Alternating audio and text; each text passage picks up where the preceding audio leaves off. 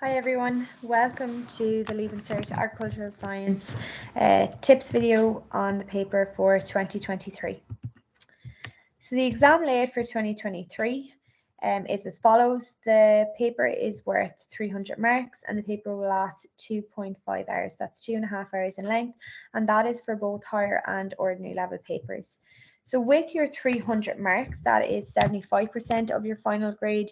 You have already submitted your IES, which is worth 25% of your final grade. So in your Leaving Cert paper, there will be two sections. There will be section A, which is comprised of short questions, and there will be a section B, which comprises of long questions. In section A, there is an increase in choice due to COVID. So there's an increase of choice of 12 questions provided to you on the day, and you will have to answer 10 of those questions. In addition to that, though, there will be 4 questions with internal choice. And in section B, there will be an increase of choice of 6 questions provided, and you have to answer 4 of those questions. And again, like section A, there will be internal choices or options in 2 of those questions. The timing of your paper is obviously really important. So what I'm suggesting is a breakdown of that 2.5 hours would look like 5 minutes at the start of the exam to note down your exam number and then to check through the paper. So what you need to do is quickly check through section A and section B and just put a marker in the numbers on the top of the page, or else use a highlighter to mark the questions that you feel you would best be able to answer. So it's just a very quick check. It's not a time to read through the questions in much detail. You wouldn't have time for that in those 5 minutes, but just as I said, to make sure you're making your correct choices in terms of which of those questions you're going to answer in both section A and section B. I then suggest that you would spend about 45 minutes on section A, so that's your short questions, and about 90 minutes on section B, which is those longer questions. So that's why obviously you would need more time here. And that will leave you then with 10 minutes at the end of your exam to check over your answers to make sure that you have answered enough questions in section A and B, and then also to make sure that you haven't left anything blank at any stage in the exam paper. So we have unfortunately only had 2 past exam papers in 2021 and 2022, but nonetheless we have seen some common questions and patterns appear.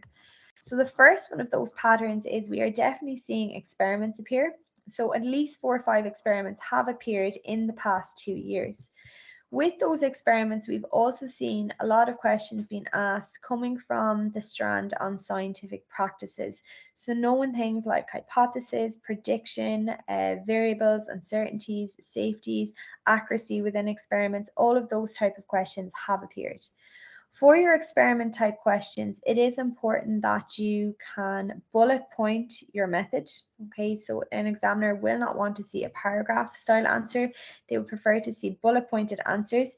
It's important that you are writing down correct equipment names and that you are also using correct names for chemicals that may have been used.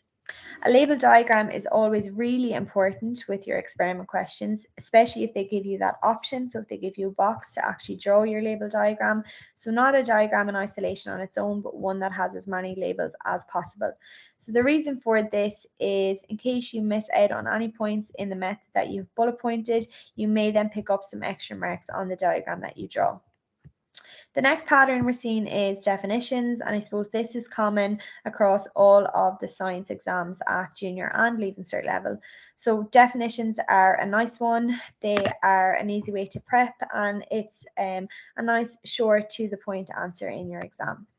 The next thing that we have noticed is questions on catch and energy crops. So just to note that catch and energy crops are a higher level only type question. So you'll note I have catch/energy crop there. The reason for this is you only need to know one of these. So you do not need to learn both because you will only ever be asked to answer on one in the exam. And you will actually be given the choice of a catch or an energy crop.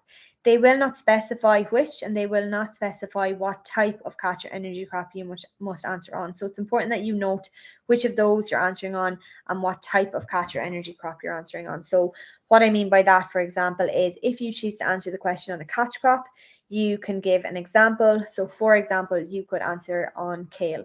And then if you chose to answer on an energy crop, for example, you could answer on miscanthus.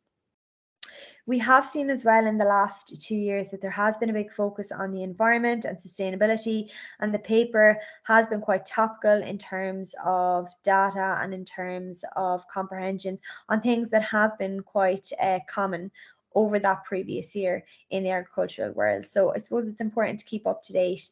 It's no harm to keep an eye on the Farmers Journal and any farming news that might be happening. So the last pattern that we have spotted over the last 2 years is an increase in data analysis and comprehension style questions. So typically in the longer type questions, and just to note that these questions are questions that are more skill based. Okay, so these are about practicing. The course structure then is as follows. So you can see in the middle of this pink circle, there are 4 main strands, starting off with scientific practices. As I've mentioned already, this is definitely something that has appeared on the paper and some mock papers as well over the past 2 years. So not only your experiments, but also all of the other bits and pieces like hypothesizing, interpreting data, evaluating data, and then, as I said already, things like your variables, your safety, accuracy, and so on. The other 3 main strands then of crops, soils, and animals have definitely all appeared over the last 2 years. And then the last thing you'll notice on the course structure are the cross-cutting themes, which are around the outside of the circle. So all of these cross-cutting themes have been addressed over the past 2 years. They have been addressed throughout all of those 4 strands, not one or any of them in particular. So we'll start there with health and safety, has definitely heavily appeared over the last 2 years. Technology definitely has appeared, breeding and genetics, a big focus, as we've mentioned already, on the environment and sustainability. Food production and nutrition don't just come up within animals, they will come up under soils and crops as well. And then the last cross-cutting theme of policy and economics has definitely appeared as well, more so in the data analysis and the comprehension style questions. So we'll just have a quick run through actually answering section A and section B. The first thing to note before we talk about either section A and section B is that you're answering your exam paper in a pen. So a black or a blue pen, apart from diagrams which you can draw in pencil. So the reason for this is that your exam paper will be scanned to the examiner. So it's important that you answer in black or blue pen so the examiner can actually read what you've written. If you use a really faint coloured pencil, there may be a chance that that script may not actually scan across to your examiner. The other important thing to note would be that you are answering within the boxes that are on the page.